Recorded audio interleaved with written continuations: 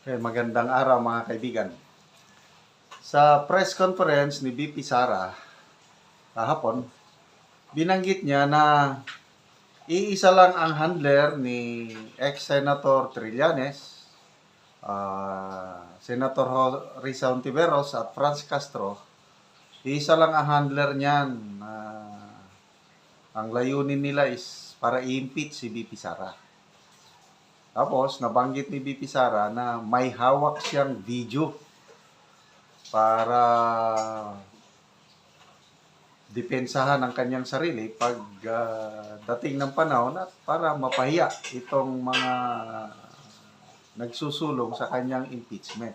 So, yan ngayon, viral ngayon na pinag-uusapan sa social media, ano yung video na hawak ni VP Sara. So ito, mayroon nang nagsalita na si ex-Senator Trillanes tungkol dyan sa video na yan. Nako, hindi daw totoo, wala daw video na yan. Bluffing. Nananakot lang ang VP Sara. I-challenge ni ex-Senator Trillanes si VP Sara na ilabas kung may video.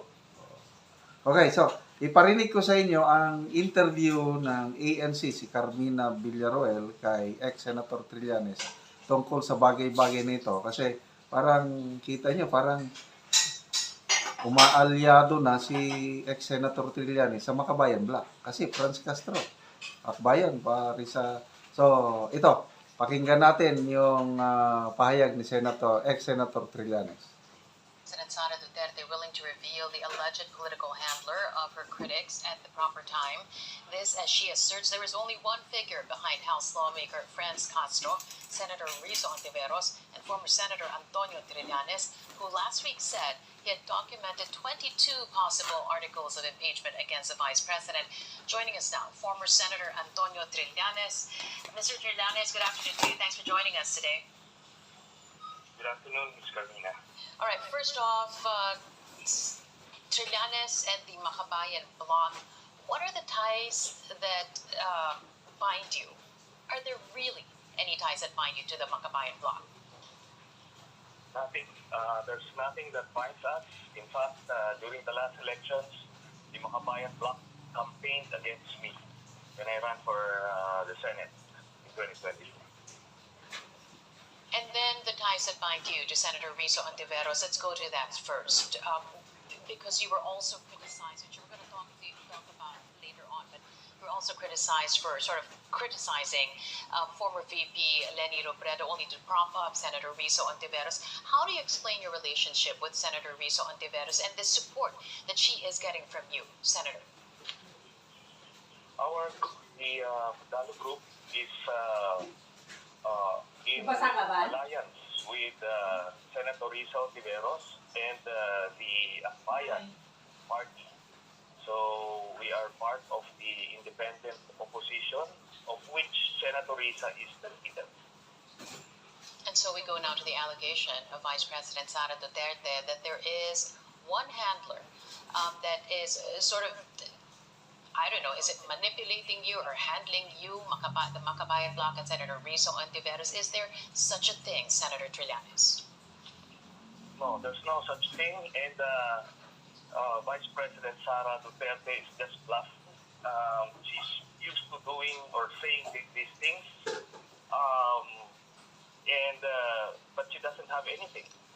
Okay, I dare her to show anything that she has. But believe me, within the next week or two, she won't be able to show anything. It's just like the Polvoron videos that they've been teasing the whole country that they will be showing, and in the end, they just came up with an AI video. So it's a bluff, and I'm calling that bluff. I dare you to show that, because the people like Sara Duterte cannot stop themselves from blurting out what they have. So if they have anything, then they would have shown it. So she's definitely just like her father. What would be the motivation behind that bluff, as you call it, Senator Trillanes? it's a misdirection. Probably it's an appeal to pity, and she's just trying to sway the public that there is some form of conspiracy against her.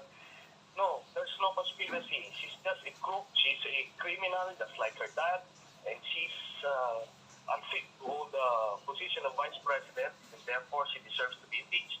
That's all there is. Exactly. The next question, Senator Trillanes, you said last week that you have already documented 22 possible articles of impeachment against the vice president. She's also saying that that's going to be the next move in this narrative, which only aims to topple her. That's her allegation. And do you think that's really where it's going to go, that there is going to be an impeachment case filed against the vice president? That's the direction. And she can't pretend or say that she uncovered something, because I've been all over the news telling people that she's bound to be impeached. There's no conspiracy or diabolical plot behind this. That's what it is. She committed crimes, and therefore she will be impeached. And by the way, because of what happened yesterday, the revelation of this Undersecretary of the Department of Education, it's not 22 anymore, it's 23 articles of impeachment. Okay, so bluffing. Nananakot lang daw si VP Sara yung tungkol sa video na hawak niya na I don't know kung anong laman ng video na ito. So tingnan natin na kaabang-abang ang mga eksenang magaganap kasi lumalabas yung articles of impeachment parang nandyan na eh. The way yung pagsasalita ni ex-Senator Trillanes, handang-handa na eh. 'Di ba ang daming na-file na kaso ni ex-Senator Trillanes laban sa mga Duterte. Siya ang taga-file ng kaso eh. So, lumalabas ngayon na ang nag-document, mga articles of impeachment, documented na 22 na. Eh may pang 23 na. Yung si ex-DepEd-USEC Gloria Mercado, yung sinasabi na namudpud namigay si BP Sara ng 50,000 pesos in 10 months. Nigay. So yun, magiging 23rd articles of impeachment na yun. Bribery. So, tignan natin kung matutuloy na ito. Kasi mismo si BP Sara na unang nagbulgar nito na may hinahandang impeachment laban sa kanya. At napanood ko may isang interview kay Senate President Zubiri na wala siyang alam tungkol niyan.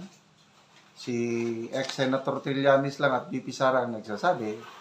Kaya lang, sabi niya, kung